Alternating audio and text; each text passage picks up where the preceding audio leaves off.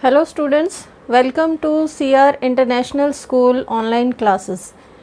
Today this is our chapter 5 question answers, that is acids, bases and salts.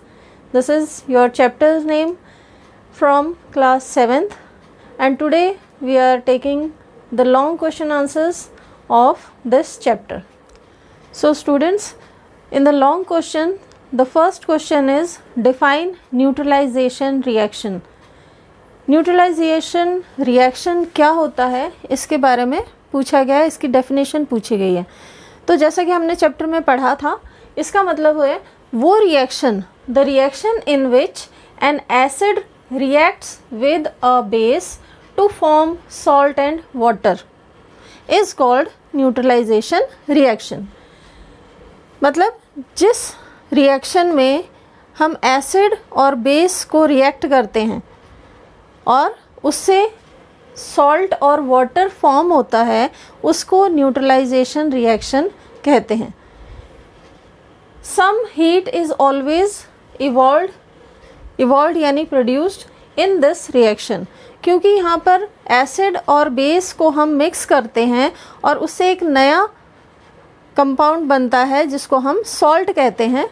तो इस दौरान इस reaction, इस केमिकल रिएक्शन के साथ हीट भी प्रोड्यूस होती है. क्लियर? और इसको हम एक एग्जांपल से सॉल्व करेंगे. जैसे कि हमने हाइड्रोक्लोरिक एसिड ली और उसको NaOH यानी सोडियम हाइड्रोक्साइड जो कि बेस होता है उसके साथ रिएक्ट किया, तो हमें NaCl मिला. NaCl एक सॉल्ट होता है और वाटर इवॉल्व होता है और हीट प्रोड्यूस होती है. सो स्टूडेंट्स, ये जो हाइड्रोक्लोरिक एसिड है ये रिएक्ट होती है सोडियम हाइड्रोक्साइड ग्रुप से जो कि एक बेस है. तो इसका हाइड्रोजन एटम और ये हाइड्रोक्सिल ग्रुप जो है ये कंबाइन होकर वाटर बनाते हैं और सोडियम एंड क्लोराइड मिलकर सॉल्ट बनाते हैं. इस सॉल्ट को हम कहते हैं सोडियम क्लोराइड. क्लियर? तो ये इस तरीके से फॉर्म होते हैं. इनको जो केमिकल फॉर्मूला है उससे रिप्रेजेंट करते हैं. HCl यानी हाइड्रोक्लोरिक एसिड, NaOH यानी सोडियम हाइड्रोक्साइड, और इसके साथ ये वाटर प्रोड्यूस हुआ और हीट प्रोड्यूस हुई. Students, the B part of the first question is what should be added to the soil when it is, two options हैं, too acidic. यानी कि according to question जो रीज़न पूछा गया है, क्या ऐड किया जाता है जब सॉइल या तो बहुत अधिक एसिडिक हो जाती है या बहुत अधिक बेसिक हो जाती है. तो इसका आंसर हम इस तरीके से देंगे कि यदि सॉइल बहुत एसिडिक हो जाती है तो उसको हम ट्रीट कर सकते हैं, यानी उस सॉइल में हम ऐड कर सकते हैं बेसिस लाइक कैल्शियम ऑक्साइड. उस मिट्टी में हम कैल्शियम ऑक्साइड ऐड कर सकते हैं या उसको हम कहते हैं क्विक लाइम. ठीक है? और इस कारण से ये जो बेस हम ऐड करते हैं ये इस एसिड जो कि मिट्टी में प्रेजेंट है उसको न्यूट्रलाइज कर देता है.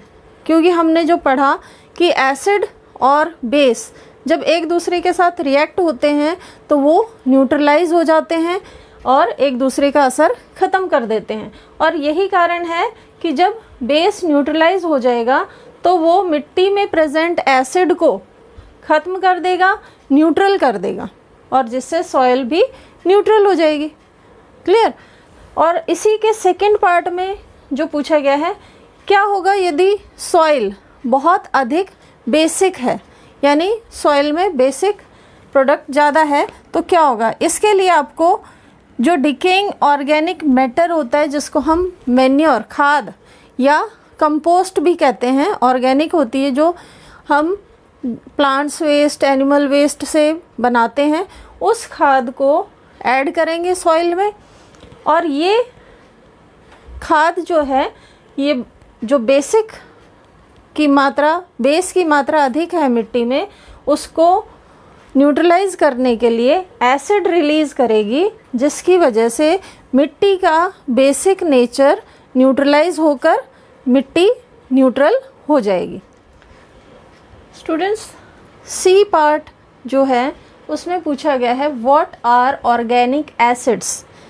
ऑर्गेनिक एसिड्स क्या होती हैं और इनके एग्जाम्पल देने हैं। तो the acids that are found in plants and animals are called organic acids. ठीक है, जो एसिड्स प्लांट्स और एनिमल्स में मिलती हैं, उनके द्वारा प्राप्त होती हैं, उनको हम ऑर्गेनिक एसिड्स कहते हैं। जैसे कि सिट्रिक एसिड, जितने भी लेमन हैं, ऑरेंजेस हैं, यानी कि जो ऑरेंज फैमिली के जितने भी खट्टे प्रोडक्ट हैं, उनको हम, उनके अंदर सिट्रिक एसिड प्रेजेंट होता है। ऐसे ही स्पिनच यानी पालक में ऑक्सैलिक एसिड पाई जाती है। विनेगर यानी सिरके में एसिटिक एसिड होता है। स्टूडेंट्स, जो लास्ट क्वेश्चन है उसके अकॉर्डिंग आपको डिफरेंशिएट करना है बिटवीन एसिड्स एंड बेसिस।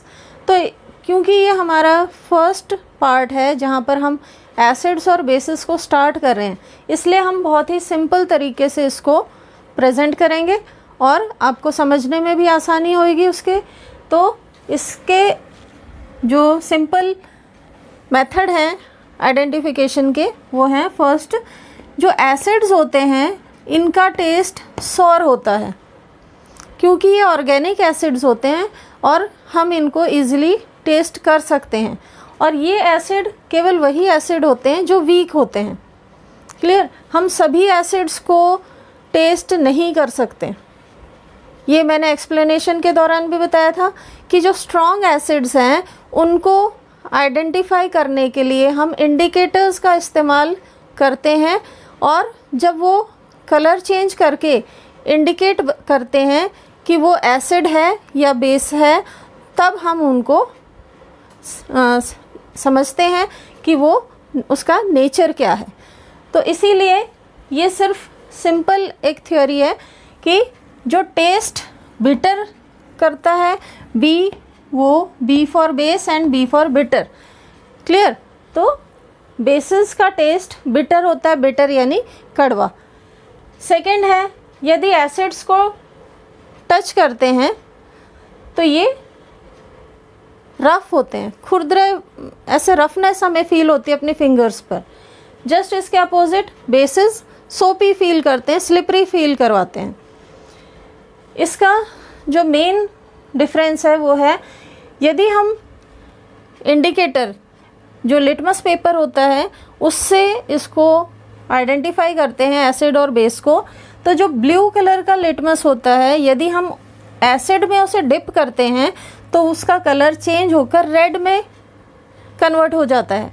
तो इससे हमें पता चल जाता है कि वो एसिडिक नेचर का है सॉल्यूशन।